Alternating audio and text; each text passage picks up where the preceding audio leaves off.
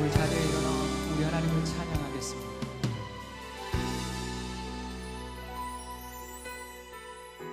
주를 위한 이곳에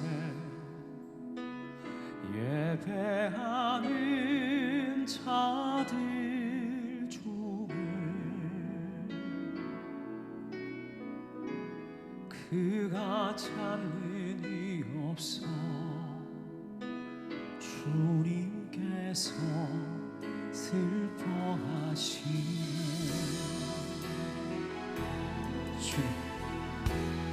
주님이 찾으시니 그 한 사람 그 예배자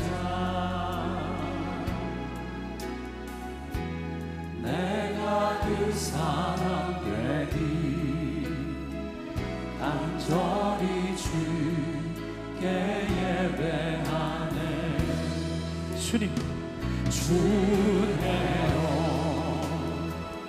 이곳에 서 있네. 주임제에 엎드려 절하네. 그 어느 것도 난 필요 없네. 주님만 경배해. 주대로 이곳에 서 있네. 주임제에 엎드려 절하네. 그 어느 것도 난 필요 없네. 주님만 경배해. 주를 위한 이곳에 예배하는 자들 중에 그가 찾는 이 없어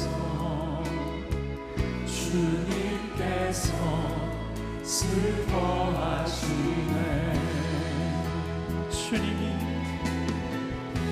주님이 찾으시니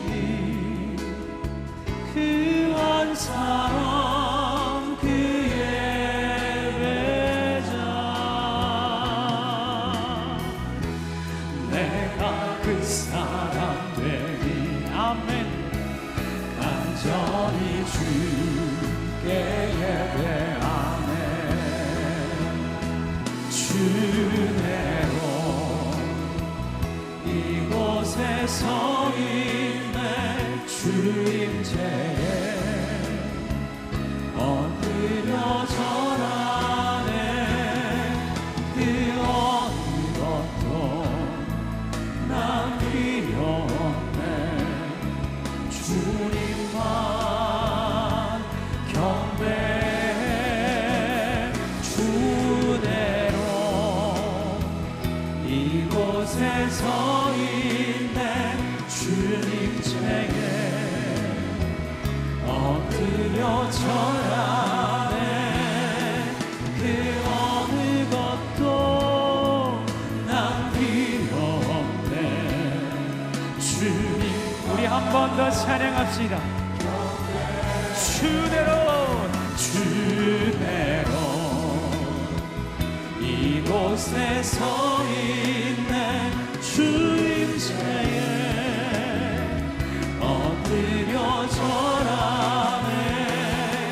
그 어느 것도 난 필요 없네. 주님만 경배해. 주대로 이곳에 서 있네. 주임제에 엎드려 절하네. 그 어느 것도 난 필요 없네. 주님만 경배해.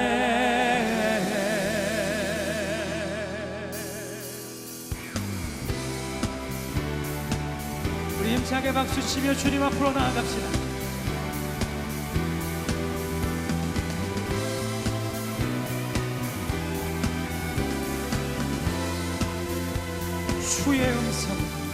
주의 음성을 내가 들으니 사랑한단 말이세. 믿는 마음으로 주께 가오니 나를 영접하소서. 주여 넓으신 은혜 베푸사 나를 안아주시고 아멘. 나의 품은 뜻 주의 뜻같이 되게 하여 주소서. 내가 매일 십자가 앞에 더 가까이 가오니 구세주의 흘린 보배 비로소 나를 정케하소서. 주의 보좌로 나아갈 때에 어찌 아니 기쁠까. 주의 얼굴을 항상 외우니 더욱 친근한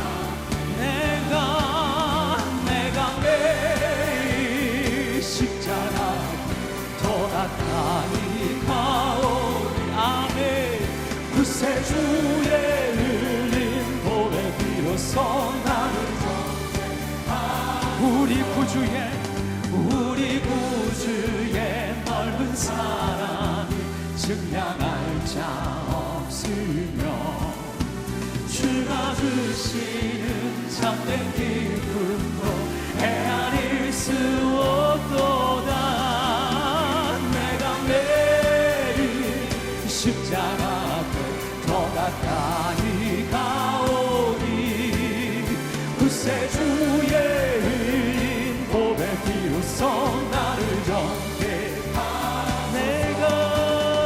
내가 매일 십자가 앞에 더 가까이 가오니 아멘. 구세주의 흘린 보배 비로소 나를 정케하소서. 내가 매일 아멘 십자가 더 가까이 가오니 구세주의 흘린 보배 비로소 나를 정케하소서. 내가 매일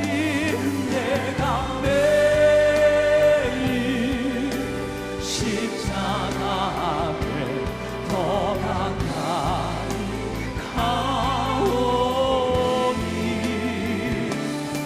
구세주의 흘린 보배 비로소 나를 정케하소서. 내가 매일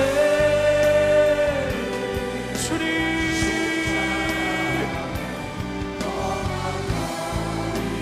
가오니 구세주의 흘린 보배 비로소 나를 정케하소서.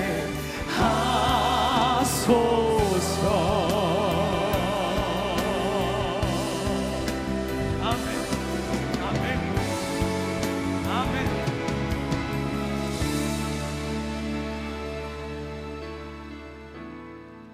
하늘의 문을 여소서. 이곳을 주목하소서. 주를 향한 노래가 꺼지지 않으니 하늘을 열고 보소서. 이곳에 임재하소서. 주님을 기다립니다. 기도의 향기가 하늘에 닿으니 주여 임재하여 주소서. 이곳에 오셔서 이곳에 앉으 앉으소서. 이곳에서 드리는 예배를 받으소서. 주님의 이름이 주님의 이름만이 오직 주의 이름만 이곳에 있습니다. 하늘의 문을 여소서. 이곳을 축복하소서. 주를 향한 노래가 꺼지지 않으니 하늘을 열고 보소서. 이곳에 임재하소서. 주님을 위하옵니다. 기도의 향기가 하늘에 닿으니 주여 임재하여 주소서. 이곳에 오셔서 이곳에 앉으소서. 이곳에서 예배를 받으소서. 주님의 이름이 주님의 이름만이 오직 주의 이름만 이곳에 있으니 이곳에 오셔서 이곳에 앉으소서. 이곳에서 예배를 받으소서. 주님의 이름이 주님의 이름만이 오직 주의 이름만 우리 주님께 두 손을 높이 들고 찬양합니다. 이곳에 오셔서 이곳에 앉으소서. 이곳에서 드리는 예배를 받으소서. 주님의 이름이 주님의 이름만이 오직 주의 이름만 이곳에 있으니 이곳에 오셔서 이곳에 앉으소서. 이곳에서 드리는 예배를 받으소서.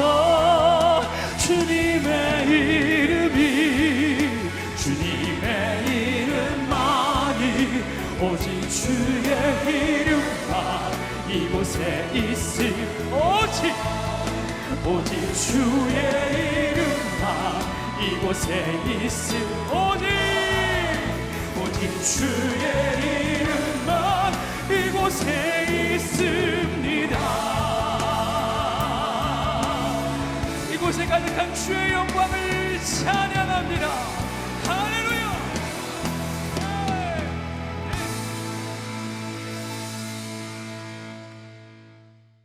오늘 우리에게 주시는 하나님의 말씀은 사무엘상 3장 1절로 10절에 있는 말씀입니다. 이 사무엘이 엘리 앞에서 여호와를 섬길 때에는 여호와의 말씀이 희귀하여 이상이 흔히 보이지 않았더라.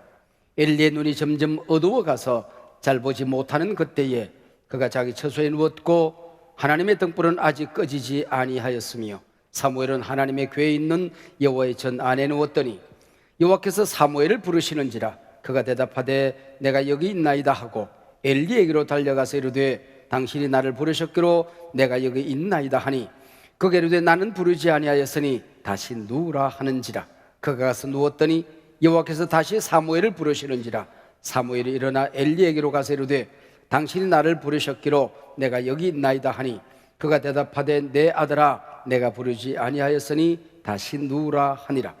사무엘이 아직 여호와를 알지 못하고 여호와의 말씀도 아직 그에게 나타나지 아니한 때라 여호와께서 세 번째 사무엘을 부르시는지라 그가 일어나 엘리에게로 가서 이르되 당신이 나를 부르셨기로 내가 여기 있나이다 하니 엘리가 여호와께서 이 아이를 부르시는 줄을 깨닫고 엘리가 사무엘에게 이르되 가서 누웠다가 그가 너를 부르시거든 네가 말하기를 여호와의 말씀하옵소서 주의 종이 듣겠나이다 하라 하니 이에 사무엘이 가서 자기 서서에 누우니라. 여호와께서 임하여 서서전과 같이 사무엘아 사무엘아 부르시는지라. 사무엘이 이르되 말씀하옵소서 주의 종이 듣겠나이다 하니. 아멘. 오늘 우리에게 주시는 하나님의 말씀입니다. 찬양대 찬양이 있겠습니다.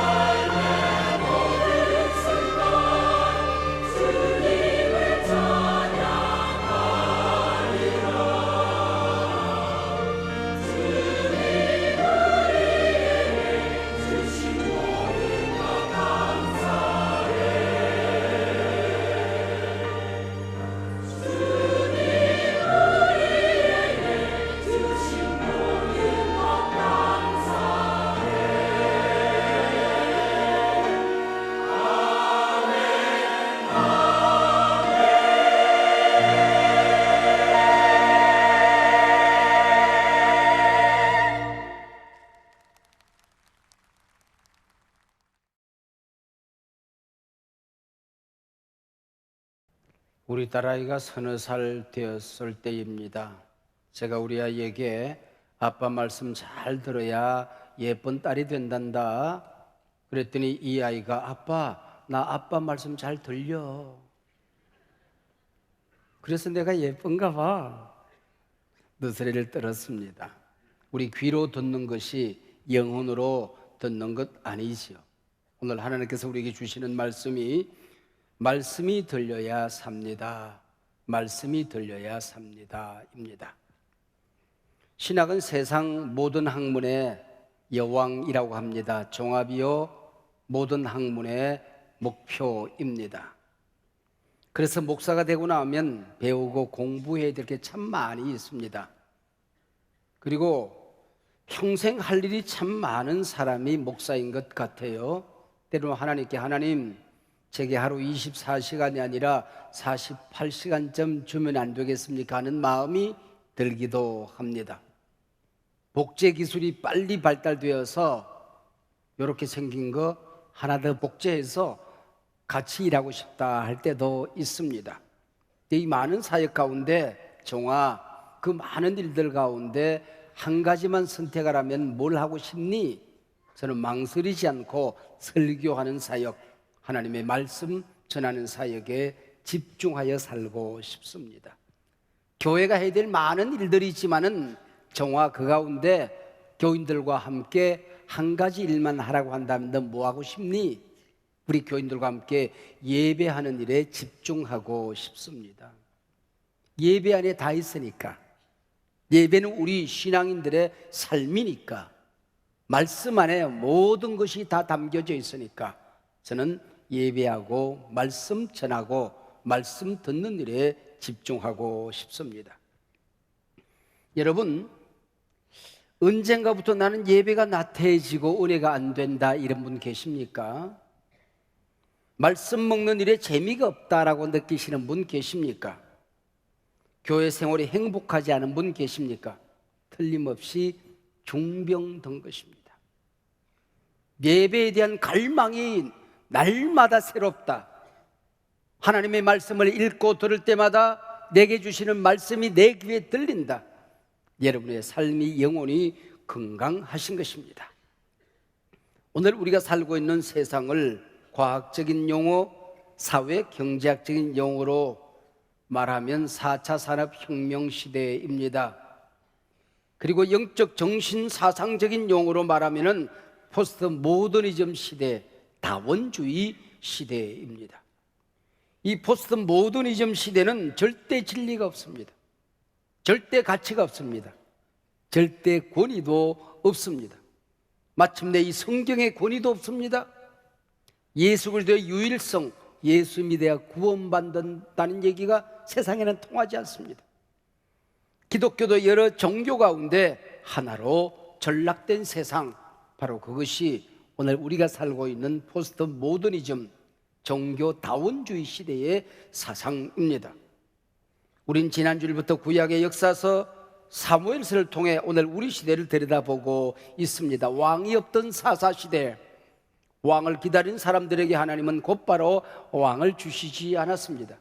마지막 사사 사무엘을 이 땅에 보내서 다윗 왕에게 기름 부어 왕을 세우게 합니다. 사무엘은 어떻게 태어납니까? 어머니 불임의 고통을 안고 눈물로 기도하던 그 한나를 통해서 이 땅에 태어납니다. 불임의 여인, 이 아픔의 여인 한나는 당시 이스라엘 풍조, 이스라엘 사상, 이스라엘 사회를 대표하고 있는 인물입니다. 예배의 불임, 하나님 만나지 못하는 그 시대, 말씀의 불임, 바로 이 한나를 통하여 우리에게 보여줍니다. 예배가 오염되고 강단에서 하나님의 말씀이 사라진 시대는 영적인 암흑기입니다. 우리가 세상을 살면서 우리 모두 죄를 짓지요. 실수하고 또 넘어집니다. 그때마다 예배가 살아있으면 하나님께 나아가서 깨진 관계가 회복됩니다. 죄를 용서받을 수 있습니다. 새로운 삶을 시작할 수가 있는 것이지요. 그러나 사무엘 시대를 표현하는 오늘 사무엘 3장 1절 말씀이 펼쳐지면 이렇게 시작됩니다. 이때는 여호와의 말씀이 희귀하여 이상이 흔히 보이지 않았더라. 하나님의 말씀이 들리지 않았다는 겁니다. 자문의 말씀을 빌리면 묵시가 없으면 백성이 방자히 행한다는 것입니다. 자기 멋대로 생각하고 자기 멋대로 판단하고 자기 멋대로 말하는 시대, 하나님의 말씀이 없어서, 말씀의 등불이 꺼져서, 기준이 없어서 방자히 행하는 시대가 되었다, 그 얘기입니다. 당시 바른 제사를 드리고 하나님의 말씀을 받아서 백성들에게 말씀 전해야 될 엘리 제사장의 영적인 상태가 어떠했던가, 그 시대가 어떠했던가를 그 다음 절이 이렇게 기록합니다. 엘리의 눈이 점점 어두워 가서 잘 보지 못하는 그때에 그가 자기 처소에 누웠고, 제사장은 눈이 어두웠습니다. 육신의 눈뿐만 아니라 영적인 눈은 더 어두웠습니다. 몸도 자기 처소에 누웠고 영성도 널브러져 누워 있었습니다. 눈도 귀도 어두워서 말씀을 볼 수도 들을 수도 없었습니다. 선포할 입도 없었습니다. 그 시대의 비극을 단적으로 보여주는 기록이지요. 게다가 엘리 제사장의 두 아들 홈니와 비나스는 하나님으로부터 저주를 받습니다. 나를 존중히 여기는 자를 존중히 여기고 나를 멸시하는 자를 내가 경멸하리라. 하나님께 드릴 제물에 먼저 손을 댑니다. 하나님께 제사를 제물에 칼구리를, 쇠칼구리를 가져가서 푹 찍어서 배가 터지도록 먹고 배를 두드립니다. 한포고복이라고 하던가요?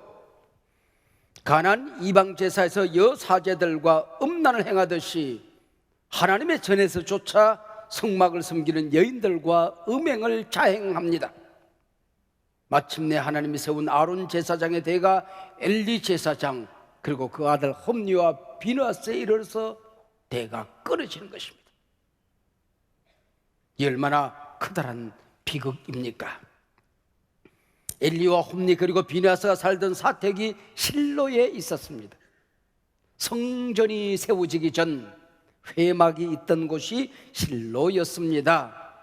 성전이 없었기 때문에 제사를 못했던 것도 아니고 하나님과의 만남이 사라진 것도 아니었건만은 영적인 눈이 어두워지고 제사장들이 타락하고 나니 이 모양 이 꼴이 되었다는 거죠.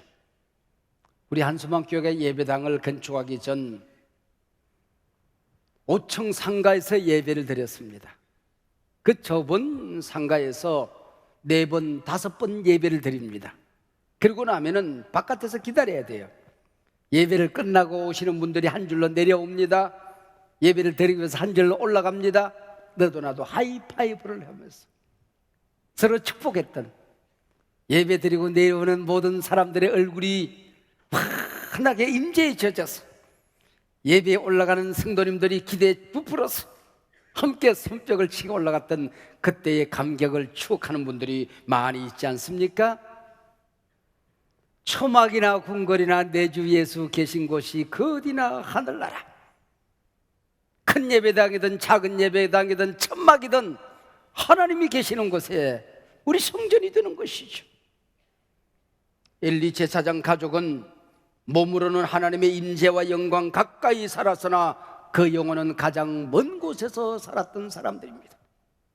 하나님의 영광과 임재를 상징하는 법궤 곁에서 잠들고 깨어났건만 그의 삶은 하나님의 영광과 멀어져 있었고 하나님의 임재인 먹통이 되어져 있었습니다. 나는 나를 존중히 여기는 자를 존중히 여길 것이다. 나를 멸시하는 자를 나는 경멸하리라. 엘리와 홈니와 비느하스를 향한 하나님의 선언이었던 것이죠. 사랑하는 여러분, 기억하세요. 인간이 실패한다고 하나님의 구원 역사가 실패하지는 않습니다. 내가 불순종한다고 하나님의 역사가 멈추어지지는 않습니다. 하나님께 드리는 예배 제사를 멸시하던 홈니와 비느하스가 한날 한시에 전쟁터에서 죽습니다. 그 소식을 듣고 의자에 앉아있던 엘리는 꼬꾸라져 목이 부러져서 죽습니다. 그토록 긴 시간 하나님의 사랑을 받고 백성의 존경을 받던 아론 제사장 가문이 하루아침에 몰락합니다. 끝. 그리고는 사독 제사장이 등장합니다. 이 제사장의 새로운 등장은 멜기세덱의 반차를 쫓는 예수 그리스도의 등장을 예언하고 있는 것입니다. 아론의 제사장 가문은 끝이 났지만은 우리를 구원할 대제사장 예수 그리스도가 오실 것을 약속하고 있는 것이죠. 가룟 유다의 배신으로 예수님이 십자가에 달려 죽으시지만은 그 길이 곧바로 만인간을 구원하는 구원의 길이 될 줄이야. 하나님 오늘도 나를 불러 나를 쓰시고 나를 통하여 하나님의 몸된 교회가 세워지길 원하는 것입니다. 내가 불순종하고 배신한다고 하나님의 능력의 역사가 실패하지는 않는다는 것 기억해야 됩니다. 쓰임받는 자는 영광이요 버림받은 자는 비극이죠. 우리가 감사치 아니하면, 우리가 하나님을 높이지 아니하면, 우리가 찬양하지 아니하면 이 돌들이 소리를 지르리라.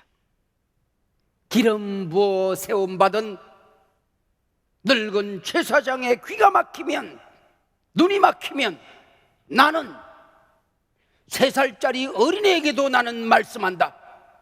3살짜리 어린아이를 통해서도 시대를 살리고 깨울 수가 있다. 이 땅의 모든 지성인들, 하나님의 종들이 내게 불순종하면 나는 3살짜리 아이를 통해서도 내 구원 역사를 펼칠 수 있다. 얼마나 웅변적인 메시지입니까? 때는 회막을 밝히는 하나님의 등불이 꺼지지 않은 시간이었습니다. 날이 밝기 전 칠흑같이 어두운 새벽이었습니다. 엘리도 잠들어 있었고 어린아이는 말할 나위 없이 고나게 잘 시간입니다. 하나님께서 어린 사무엘을 찾아오셨습니다. 사무엘아 오라 오라 오라. 늙은 제사장 엘리에게로 짜증 한마디 내지 않고 달려갑니다. 저를 부르셨어요. 눈 부비면서. 제사장님 제가 왔어요. 잠결에 깨어난 엘리 제사장, 나 부르지 않았다. 가서 자거라. 막 어린아이가 잠이 들려고 하는데 또 사무엘을 부릅니다. 사무엘아 오라 오라 오라 오라. 또 달려갑니다. 제사장님 저 왔어요. 저 부르셨나요? 아니다. 가서 자거라. 나 자꾸 잠 깨우지 말고. 3번째 또 부릅니다. 사무엘아. 깨어서 또 달려갑니다.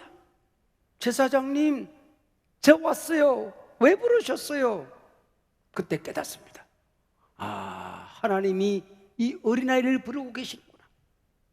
어린아이에게 말씀하기를 원하시는구나. 얘야, 이번에 부르시면 그분 하나님이시다.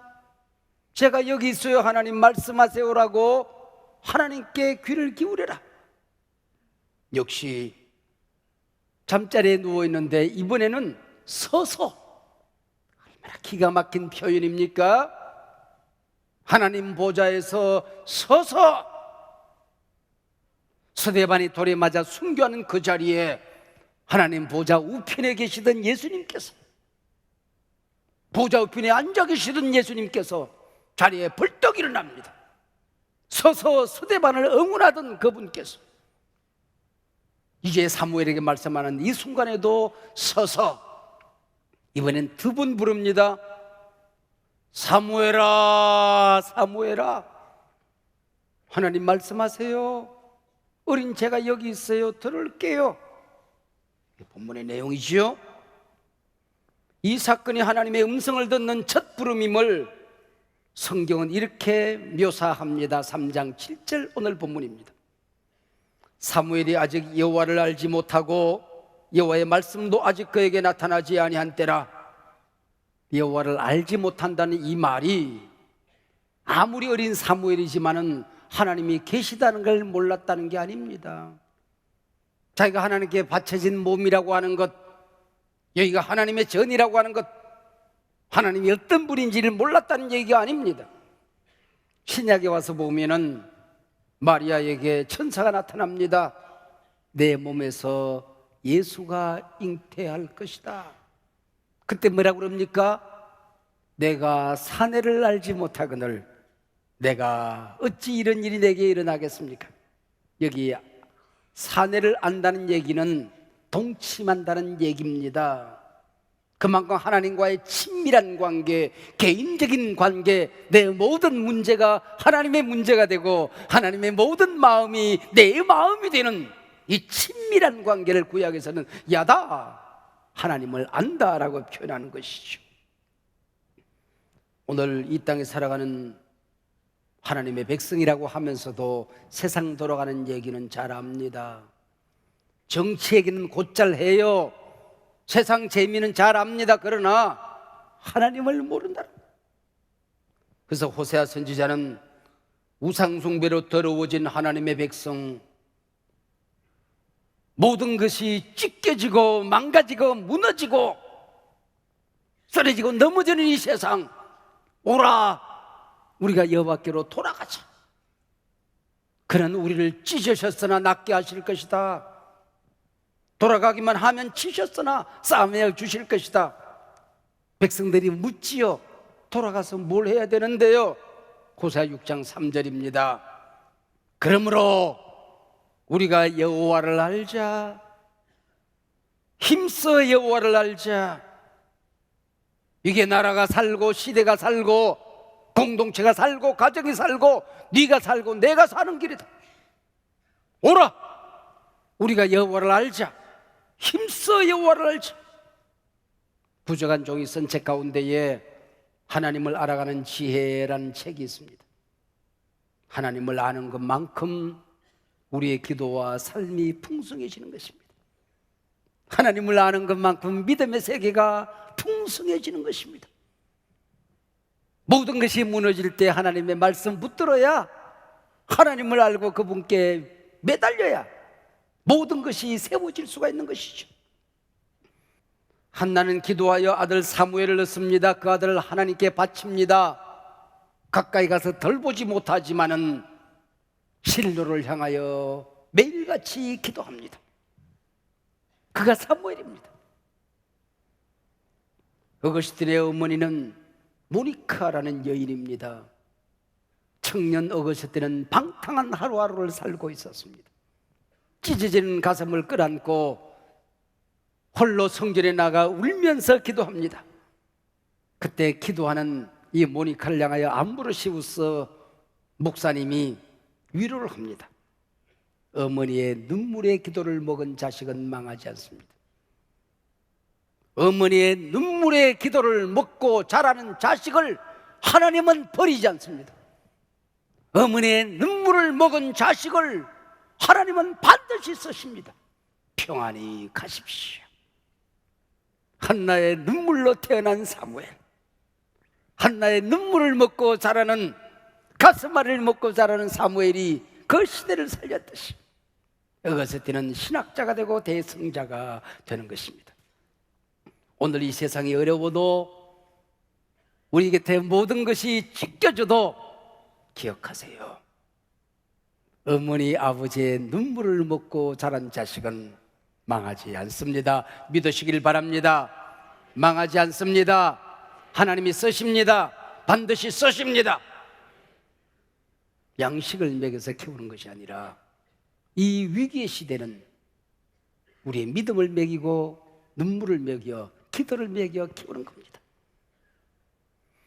여호와께서 어린 사무엘에게 말씀으로 나타나시는데 오늘 본문 사무엘서 3장에 보면은 다시 야샤프라고 하는 말이 3번씩이나 등장합니다.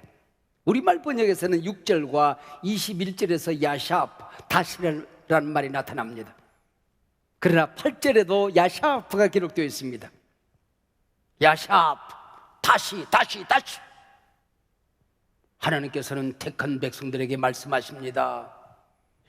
하나님을 사랑하는 자에게 또 말씀하십니다.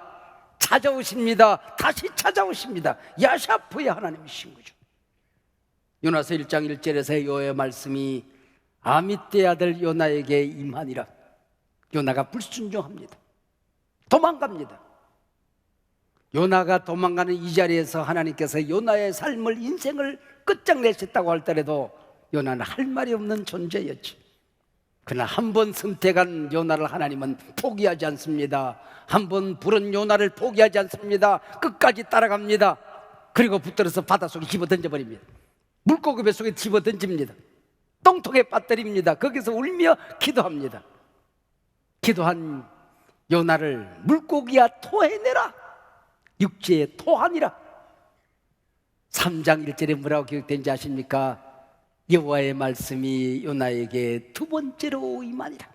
야샵, 다시 임하니라. 하나님이 나를 들어 쓰시기를 원하시는데, 나를 통하여 일하시기를 원하시는데, 나를 통하여 공동체를 일으키기를 원하시는데, 우리가 하나님의 말씀을 받고 짓밟으면, 버리면, 불순종하면 하나님은 나를 똥통에 빠뜨려서라도 회개하여 하나님이 다시 쓰기를 원하시는 것입니다. 가라 말씀하는데 내 발이 순종하지 않으면 내 발을 꺾어서라도 가게 하시는 분이십니다. 일하라 말씀하는데 내 손이 순종하지 않으면 손을 묶어서 끌어다라도 하나님은 쓰시는 분이십니다. 왜? 그게 나를 사랑하는 길이니까, 그게 나를 축복하는 길이니까. 하나님은 야샤프의 하나님이신 것입니다. 내일부터 포항 기쁨의 교회에서 본총회 104회기 총회가 시작되어집니다. 주제는 말씀으로 새로워지는 교회입니다. 총회가 개회되자마자 새 총회장이 들었으면 첫 번째 그분이 그렇게 말할 겁니다. 한 해계 동안 우리 교단이 나아갈 주제를 해설하고 선포하는 시간입니다. 그럼 제가 앞에 나가서 주제를 해설하고 선포하는 시간을 갖게 될 것입니다. 말씀으로 새로워지는 교회라고 하는 이 주제를 붙들고 앞으로 우리 9,190개 교회가 1년 동안 어떻게 목회를 할 것인지, 어떻게 교육을 할 것인지, 어떻게 섬기며 살 것인지, 어떻게 새로워질 것인지, 어떻게 달라질 것인지 부족한 사람이 주재위원장으로 해설을 하고 선포하는 시간을 갖게 됩니다. 위기의 시대는 하나님의 말씀으로 돌아가야 되는 시대. 세상이 어려워질수록 아드본테스, 본질로, 처심으로 돌아가야 됩니다.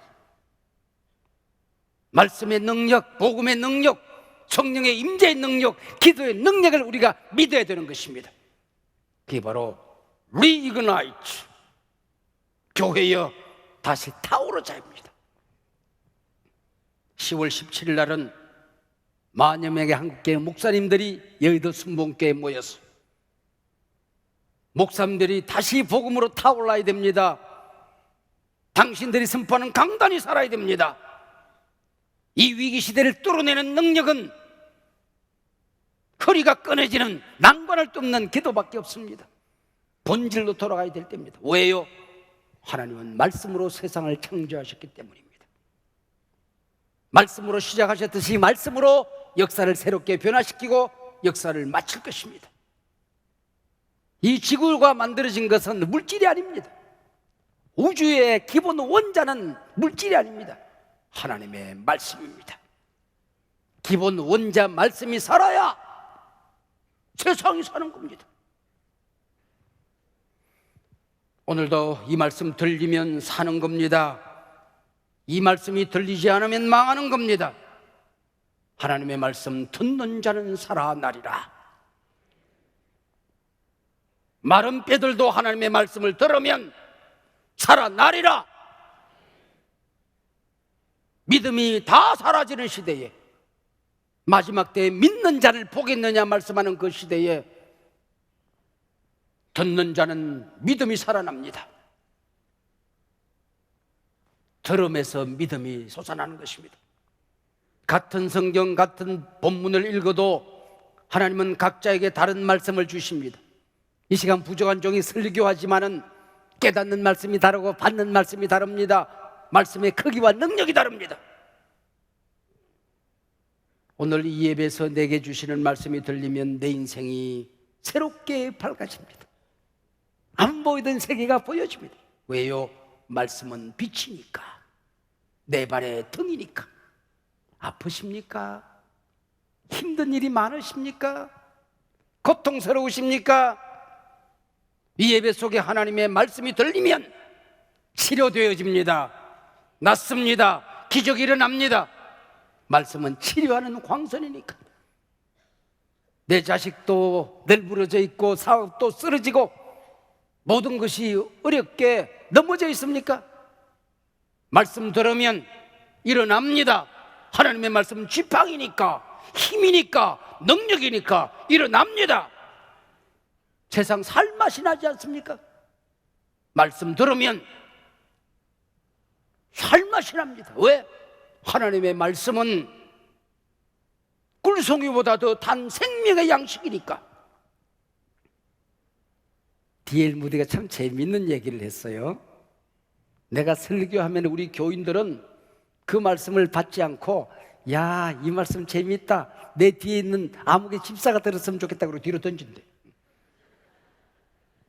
그리고 그 말씀을, 야, 이 말씀 우리 마누라가 들었으면 좋겠다, 옆으로 휙 던진대.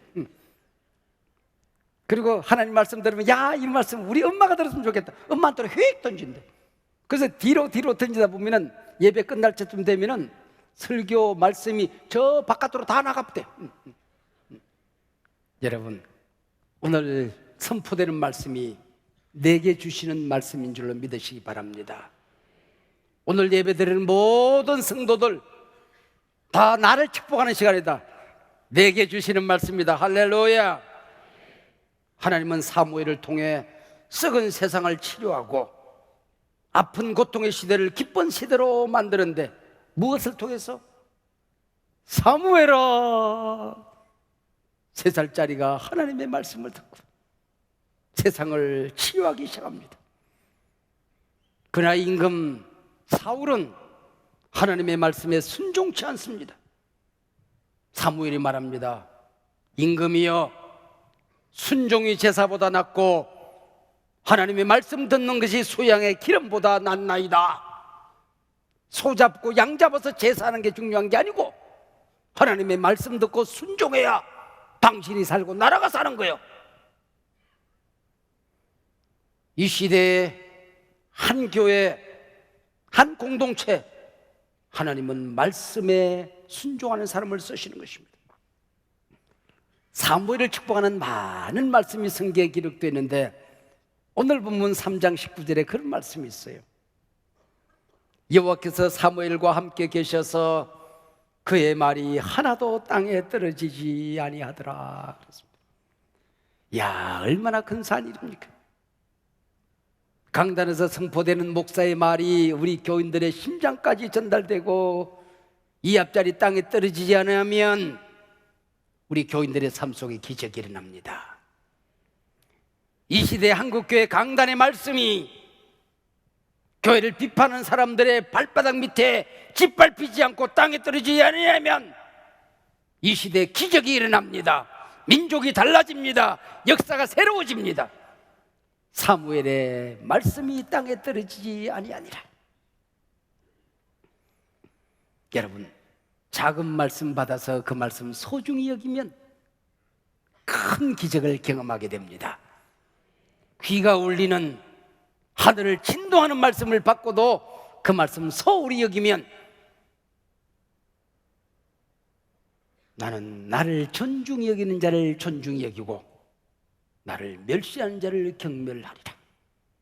내가 받은 복을 바깥으로 그 말씀을 던지고 그 씨앗을 심어 열매를 보아야 되는데 열매가 말라 비틀어지고 새들이 와서 쪼아먹는 거예요.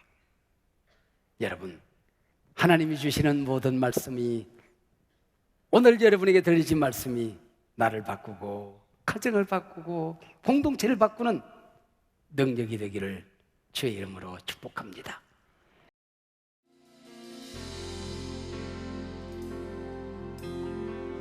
함께 찬양합시다. 따스한 성령님 마음으로 보내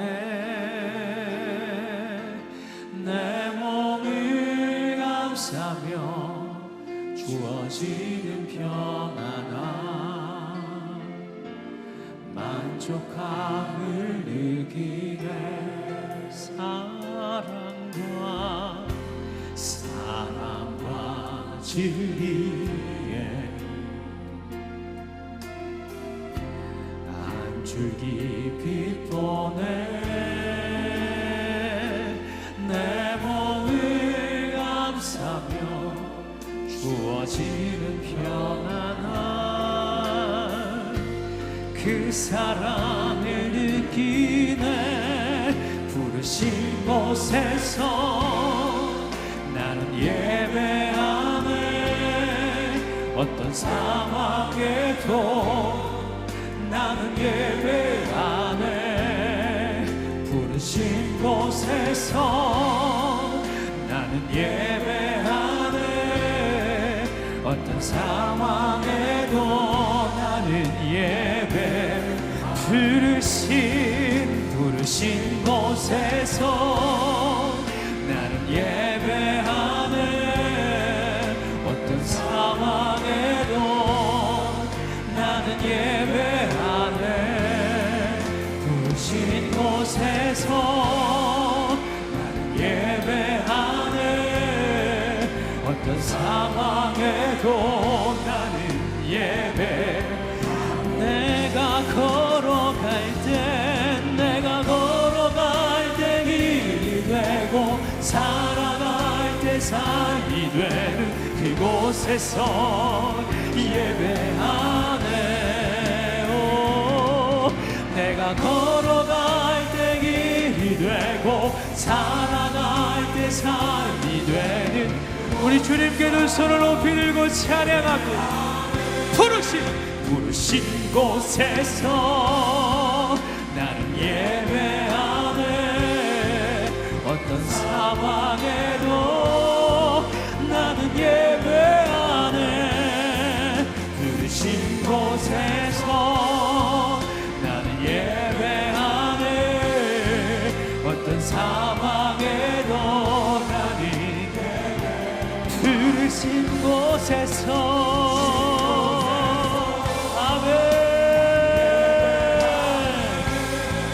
어떤 상황에도 나는 예배하네 부르신 곳에서 나는 예배하네 어떤 상황에도 나는 예배 어떤 상황에도 나는 예배하네 어떤 상황에도 나는 예배하네 아멘